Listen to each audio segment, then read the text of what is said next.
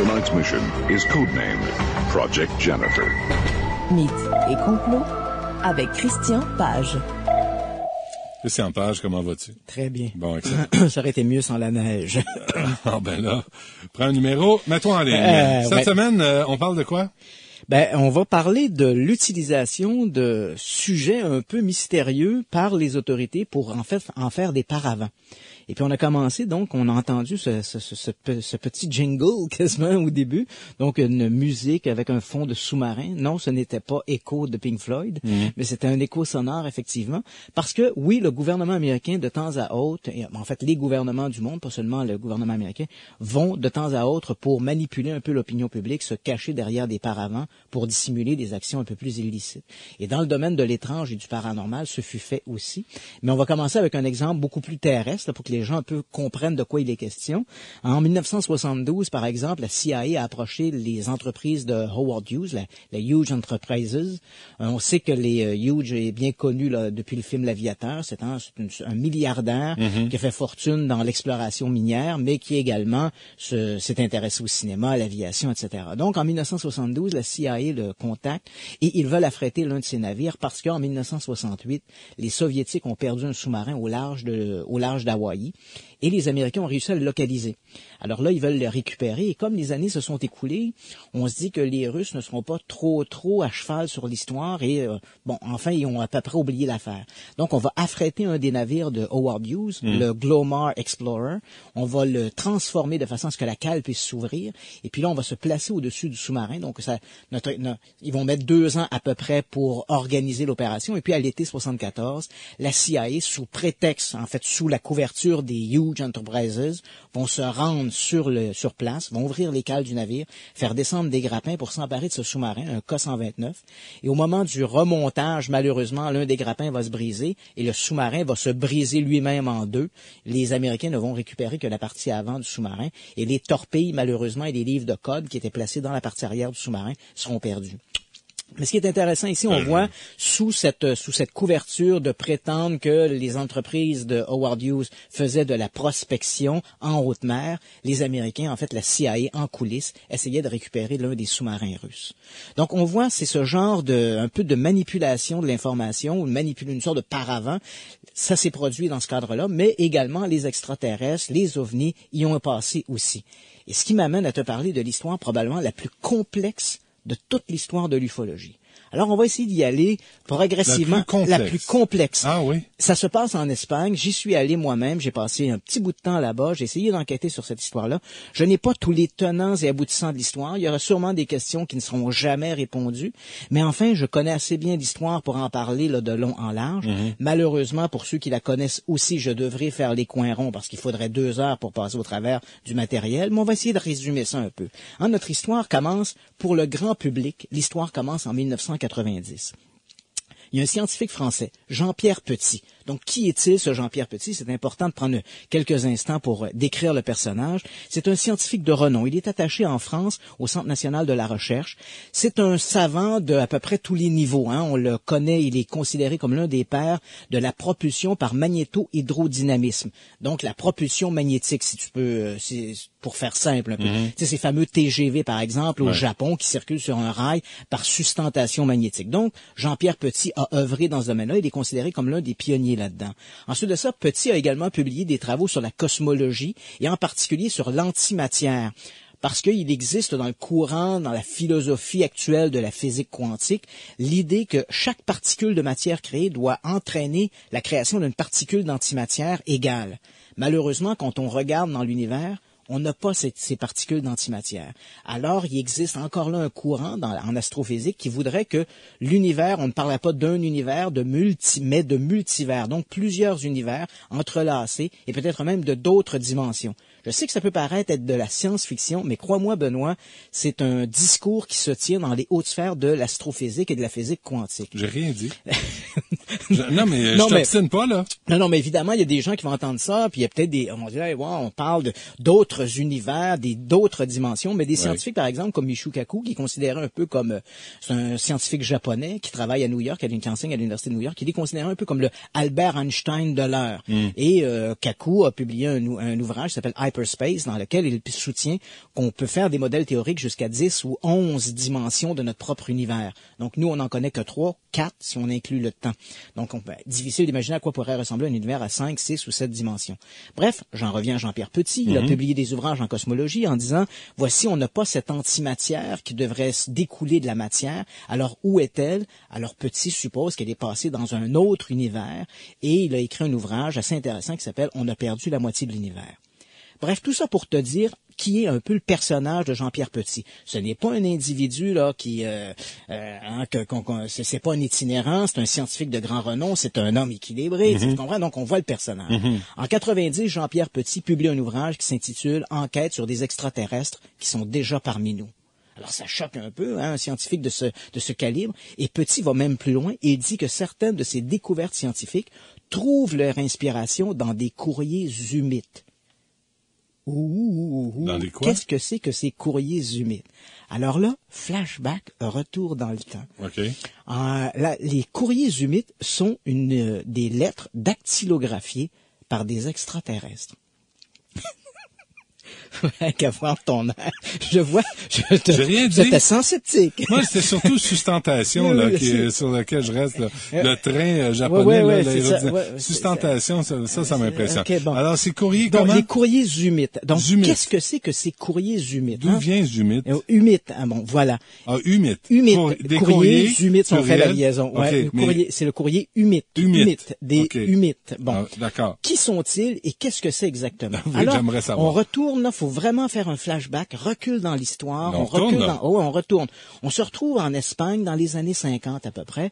Il y a un personnage qui s'appelle Fernando Sesma. C'est une sorte d'ésotériste. En fait, il travaille pour une compagnie de télégraphie, la Télégraphie nationale de Madrid, et il s'intéresse à toutes les questions d'extraterrestres. Il crée, là, au milieu des années 50, une association, l'association des amis des visiteurs de l'espace.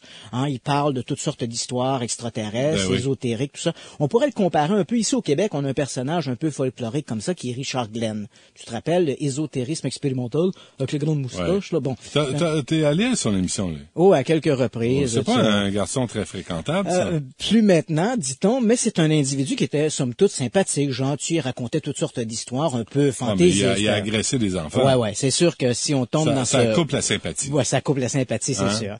Mais n'entrons pas dans si on peut pas couper autre chose, au moins coupons la sympathie. Mais n'entrons pas dans ce détail-là. Sesma est un peu de ce genre-là. C'est un mais sans la partie agresseur voilà, d'enfants. Ouais, c'est ça. Donc c'est un personnage un peu folklorique, amusant, et il prétend être en contact avec toutes sortes d'extraterrestres. Il va même publier en 1965 un livre qu'il intitule Moi, le confident des hommes de l'espace. Et il a son groupe se réunit dans le Café Léon à Madrid, dans une salle d'ailleurs où est peinte sur le mur une sorte de baleine, une baleine qui sourit, et on appelle cette salle la salle de la baleine joyeuse. Donc tous ces gens-là se réunissent, on parle extraterrestres, martiens, parapsychologie. Et puis à un moment donné, donc en 65, il publie cet ouvrage, Moi, confident des hommes de l'espace, et là ça ne tarde pas. Le 14 janvier 1966, donc il y a 45 ans presque jour pour jour, Sesma est chez lui, il reçoit un coup de téléphone, et il s'agit d'un personnage qui se décrit comme étant DI 98, et il prétend être un extraterrestre de la planète Humo. Il parle avec une voix nasillarde qui ressemble un peu à celle de Donald Duck et il dit à Sesma, voici, je suis DI 98, je suis un humide. Et là, il dit que, en fait, c'est un corps expéditionnaire extraterrestre qui vit sur Terre depuis les années 50, début des années 50. Et ils vont... C'était pas Jean-François Harrison? Non, on flattait plus bas, là. Et là, ce DI 98 dit à Sesma, vous allez recevoir éventuellement des courriers, etc. Donc, Sesma, tu le vois, c'est un personnage un peu illuminé. Il dit, le lundi, j'ai les Martiens, le mardi, les Saturniens, le mercredi, j'aurai les Humides. Donc, il entretient un peu tout son groupe d'amis de cette histoire-là, et il commence à recevoir des courriers. Mais ces courriers, ils affluent au nombre de plusieurs par semaine. Ce sont des courriers très importants. Ils sont dactylographiés à la machine et les extraterrestres diront éventuellement qu'ils ont un agent pour dactylographier leurs lettres parce qu'ils ont le bout des doigts sensibles. Donc, toutes les lettres sont dactylographiées en espagnol. Avec quoi ils dactylographient? Avec une dactylo, là, une Brotherhood. Non, mais c'est pas avec les doigts. Non, c'est parce qu'ils ont engagé un terrien. Ils ont donc un agent. Ils ont donc un agent. Ils ont pris contact avec un terrien. Ils ont engagé, ils créent de la job. Oui. D'ailleurs, ils l'ont baptisé Mercantile. Leur tapeux de dactylo s'appelle Mercantile. Il a bien négocié son contrat, donc tant mieux. Donc, Mercantile. Donc, Mercantile tape les lettres. Oui. Et les lettres, donc, affluent au nombre de plusieurs par semaine. Okay. Et bon, Sesma entretient les gens du groupe de ces histoires-là et puis il apporte les lettres. Qu'est-ce que c'est que ces lettres? Qu'est-ce qu'elles contiennent exactement? En fait, c'est le B à bas de tout ce que vous avez voulu savoir sur la vie extraterrestre, mais n'a jamais osé le demander. Donc, les extraterrestres parlent là-dedans de leur philosophie, une philosophie d'ailleurs qui est un système politique qui ressemble assez au communisme. Ils disent d'ailleurs apprécier beaucoup Lénine et Gorbatchev, pas Gorbatchev, mais Khrouchtchev, mais ils détestent Kennedy, par exemple. Donc, ils ont toute cette philosophie-là. Ils parlent à peu près de n'importe quoi. Ils parlent de science, ils parlent d'économie, ils parlent même du suaire de Turin. Bon, bref, tous les sujets sont abordés dans ces discours-là. Mm-hmm. Mais évidemment, Sesma, qui est très ésotérique, se désintéresse un peu de ses courriers. Lui, il préfère parler des Martiens et des Saturniens, et les Humites l'agacent un peu. Très rapidement, le groupe va se scinder, et on va voir apparaître aux alentours de 67-68 deux personnes qui vont se distinguer du groupe, un certain Raphaël Fariol et Luis José Roldán Peña. Et la suite après cette pause. Bon, voilà. Il est 14h43, il fait moins 11 degrés centre-ville. Bon, allons-y avec une bonne nouvelle. La 640 Ouest, là, ça fait un petit moment, je vous parlais d'un carambolage avant la sortie montée du Mai. C'est terminé. Par contre, la 640 Ouest demeure fermée. C'est qu'on va procéder à l'épandage d'abrasifs. À part ça, Jean Lesage Est, direction de Québec, Sainte-Julie, où il y a eu un carambolage, vous le savez, impliquant une quarantaine de véhicules. Là, il faut déplacer les poids lourds et ça risque d'être un petit peu long quand même. Là. À part ça, 440 là, entre la 15 et la 13, il se peut que ce soit extrêmement glissant par endroits. On parle de glace noire d'ailleurs, il y en a un petit peu partout. Marc Fortin, circulation 98.5.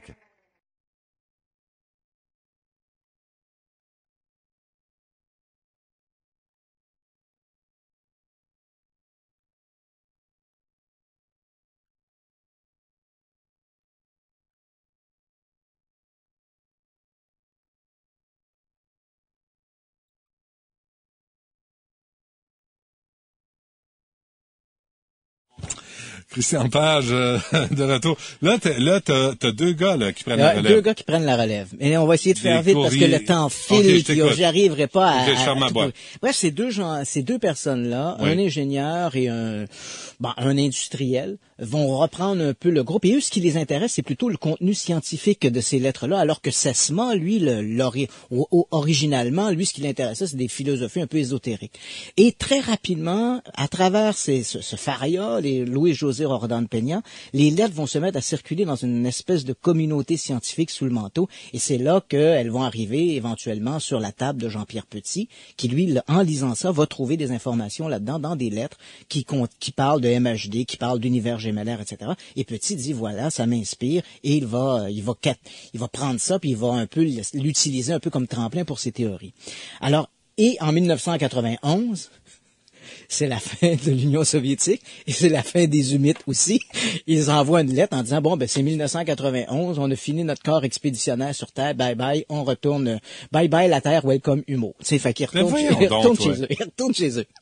Alors, Humo, donc Humites. Les Humites, ils viennent de la planète Humo. Sacramouille que je suis pas vite. La planète Humo. Fait que là, il dit, en 91, bye bye la Terre, on retourne sur la planète Humo, puis merci, bonsoir. Mm-hmm. Et les courriers, effectivement, cessent à ce moment-là. Jean-Pierre Petit, au moment où il publie son ouvrage en 1990, dit « Ces courriers-là sont trop exceptionnels. Ils contiennent de l'information technique et scientifique de trop haut niveau pour imaginer qu'il puisse s'agir d'un canular. » Je me suis rendu en Espagne, j'ai enquêté sur l'affaire. Comme je t'ai dit, je pourrais t'en parler pendant des heures. On va essayer de faire ça rapidement. Disons que Jean-Pierre Petit est un grand scientifique, mais un très mauvais enquêteur. En fait, les courriers humides, ceux qui parlent de MHD ou d'univers gémellaire, n'arrivent pas en 1965 ou 66. Ils arrivent beaucoup plus tardivement. Donc, Jean-Pierre Petit, même, il commet l'erreur de dire « J'ai pris ces informations-là dans des courriers humides de 1962 ». Déjà là, il commet une grave erreur. Les premiers courriers humides datent de 1966. Et l'information scientifique n'apparaît que plus tardivement. Donc, il est clair qu'il n'y a rien de très spectaculaire dans les courriers humides. Donc, probablement pas une signature extraterrestre. Mais si ce ne sont pas des extraterrestres, qui, pendant 30 ans, a envoyé des milliers de lettres avec cette information à l'intérieur? En 1993... Mais l'information détenait quelle valeur avec... il y avait quand même des informations très techniques, très scientifiques, des croquis, des graphiques. C'était quand même d'assez haut niveau. De quoi? On parlait de n'importe quoi. On pouvait parler d'ingénierie, de physique quantique, de science. On parlait de n'importe quoi. Les humides n'avaient aucun sujet tabou. Alors, qui a pu faire ça? En 1993, l'un des membres du groupe, le dénommé Louis-José Roldan Peña, un ingénieur, depuis quelque temps, des journalistes étaient sur son dos. On le suspectait d'être au moins l'une des personnes qui avait pu écrire les lettres humides. Il faut dire que certains des dessins techniques de Peña ressemblaient étrangement à des dessins qu'on retrouvait dans le courrier humide. D'ailleurs, je t'ai amené quelques échantillons. Ben oui, c'est beau. Si tu feuillettes, tu vas voir certains de ces dessins. Et Peña va avouer en 93, oui, je suis l'auteur des lettres humides. Mais on est d'accord, c'est un ingénieur, il a fait ça, mais il n'aurait pas pu faire tous les lettres humides. Mais regarde, ça marche pas. Je te le dis pourquoi. Oui, vas-y. Regarde ça, là. Oui. C'est la technologie des années 50. Voilà. C'est comme Raël avec sa soucoupe volante, là. Et laisse-moi finir, Benoît, oui. et tu vas tout comprendre. Ah, d'accord. En fait, tout ça, il n'y a rien de très avant-gardiste là-dedans. Peña a avoué être l'auteur des lettres. Il n'a pas dit pour le compte de qui il le faisait, mais c'est sûr que pour avoir cette logistique pendant 30 ans, il a fallu qu'il soit appuyé par quelque chose de gros. Et comme je ne peux pas rentrer... Une caméra à pellicule. Ouais. Et comme je ne peux pas rentrer dans les détails, Benoît, laisse-moi te dire que les lettres humides ont très certainement été orchestrées par le KGB. En fait, des informations, par exemple, comme les informations, par exemple, sur la MHD, par exemple, ou les univers gémellaires. Déjà, par exemple, Andrei Sakharov, le physicien russe qui est à résidence, avait déjà publié des trucs là-dessus en 1967. Or, curieusement, après que Sakharov ait publié là-dessus, en 67, on va retrouver en 68 et 69, dans des courriers humides, des informations visiblement plagiées des travaux de Sakharov. Mm-hmm. Donc, on voit, et je peux même te dire, et je peux pas rentrer dans les détails parce que c'est une investigation qui a demandé des années, mais je peux même te dire que c'est les services secrets du KGB qui étaient à Tomsk, en URSS, qui ont orchestré pendant 30 ans les courriers humides. Pourquoi? Je pense que c'est une grande technique assez simple de désinformation, c'est de prendre quelques vérités, par exemple les univers gémellaires ou des théories sur la MHD, mettre ça dans des courriers, envelopper ça comme un bonbon en fait, et attendre de voir comment ça va faire réagir les gens. Et lorsque Jean-Pierre Petit, par exemple, disait « Ah oui, nous, sur la MHD, on est rendu plus loin que ça. Oui, nous, sur les univers gémellaires, on pense telle ou telle chose. » Ça l'informait les services secrets soviétiques à quel point la science occidentale, elle, était rendue dans ses développements technologiques. Donc, évidemment, ça paraît un peu gros. Et je suis assez d'accord. Je me dis, mais il semble qu'il y aurait eu d'autres techniques plus simples que de, pendant 30 ans, faire passer des courriers écrits par des Soviétiques, par des extraterrestres. Mais ça devait être rigolo à faire, quand même. Oui, absolument. Et on sait déjà, en 1991-92, après la chute du bloc de l'URSS, il y a des anciens agents du KGB qui sont devenus transfuges, sont passés à l'Ouest. Et l'un d'entre eux avait même déclaré, j'ai quitté le KGB parce que dans les années 60, on nous faisait faire des inepties du genre extraterrestre et soucoupe volante. Ah oui. Donc déjà là, je pense que l'amorce était bien lancée pour montrer à quel point on avait utilisé cette histoire d'extraterrestres en visite pour jauger en fait le pouls de l'Occident. Tu me montres un excellent dessin humide qui montre d'ailleurs comment leur vaisseau était vascularisé pour ne pas se déformer dans la pression atmosphérique. Vascularisé. Mais tout ça pour te dire, Benoît, qu'aujourd'hui, quand on regarde Il y a également, dans le domaine des ovnis, des ovnis beaucoup trop terrestres pour croire qu'ils puissent venir d'autres planètes. Et je pense que d'une certaine façon, les autorités, ça fait un peu leur affaire que les ufologues croient à ce genre de trucs-là. Déjà dans les années 50, on sait maintenant que 10% des observations d'ovnis envoyées ou colligées par l'US Air Force ont été classées comme étant non identifiées. Mais depuis 1997, un rapport de la CIA montre que de ce nombre, de ce 10% de cas non identifiés, 50% d'entre eux étaient des vols d'essai d'avions comme le SR-71 Blackbird ou l'avion U-2. Et que l'armée était sciemment au courant qu'il s'agissait de prototypes militaires, mais préférait classer ces observations dans les non-identifiés de peur qu'il y ait des fuites au projet Blue Book et que l'histoire de l'utilisation de prototypes soit connue du grand public. Donc déjà là, on le voit dans les années 60, l'armée américaine, ça faisait un peu leur affaire que les gens croient aux soucoupes volantes et aux martiens. Comme ça, on rapportait des ovnis et non pas des avions top secrets. Et on regarde, au cours des dernières années, il y a eu toute une série d'observations d'ovnis qui sont beaucoup trop terrestres pour être des engins venus d'une autre planète, et le fait qu'on retrouve ces informations-là dans une littérature ovniaque, ben évidemment, ça l'empêche les grands médias de s'y intéresser. Hein? À la fin des années 80, 1990, il y a eu toute une vague d'observations d'ovnis au-dessus de la Belgique. Les gens rapportaient des triangles volants. Évidemment, qui s'intéressait à ça? Essentiellement les ufologues. Et comme les ufologues s'intéressaient à ça et que ça faisait pas très sérieux, ben la presse, disons bien pensante, ne s'intéressait pas non plus à ces histoires-là. Or, curieusement, à la fin des années 80, début des années 90, les Américains ont développé 2 avions en particulier, le F-117A Stealth Fighter et l'avion bombardier B-2. Ces 2 appareils étaient basés à la base de Baden-Baden en Allemagne, tout près de la frontière de la Belgique. Donc, ces appareils qui ont une forme triangulaire, évidemment, s'ils volent de nuit, on va avoir l'impression, vu du sol, qu'on voit un triangle volant. Et c'est exactement ce que les gens rapportaient. Donc, tu vois, et comme on disait, ça doit être des extraterrestres, des engins venus d'une autre planète, ben, évidemment, ça n'intéressait pas trop la presse bien pensante. En fait, on aimait mieux voir ces histoires de triangles volants être publiées dans une presse ou dans des documents un peu marginaux, des newsletters, par exemple, de groupes ufologiques, que de voir ça affiché à la une du Popular Mechanics, par exemple. Ou de dévoiler des interventions militaires. Et là, on dit, ben non, et là, les gens, et les Belges ont dit à un moment donné, oui, on a demandé aux Américains, les Américains nous ont dit, ce n'est pas notre F-117A Stealth Fighter. En insistant sur la dénomination de l'appareil, je pense que ça montre bien, c'était peut-être pas le F-117A, c'était peut-être le F-117B, là. Et à ce moment-là, on s'en lave les mains. Il n'y a pas le même muffler. Non, pas du tout. En 1980, par exemple, sur une petite route isolée du Texas, 2 femmes ont observé un objet qu'elles ont décrit comme une sorte de grand diamant, et en dessous, il y avait une grosse tuyère avec des flammes qui sortaient et des étincelles tout autour de l'appareil. Cet appareil-là était escorté, cet ovni était escorté par des hélicoptères militaires. L'une des dames a développé un cancer, visiblement irradié par l'objet. Elles ont poursuivi le gouvernement américain, notamment l'armée, puisqu'il y avait des hélicoptères militaires. On s'est dit, les militaires doivent savoir de quoi il s'agit. Les militaires ont dit, c'est des extraterrestres, c'est pas nous. On peut pas. C'est pas nous. Merci, Christian Page. Merci à Larry, à Maryse et à Isabelle. On se reparle demain dès midi.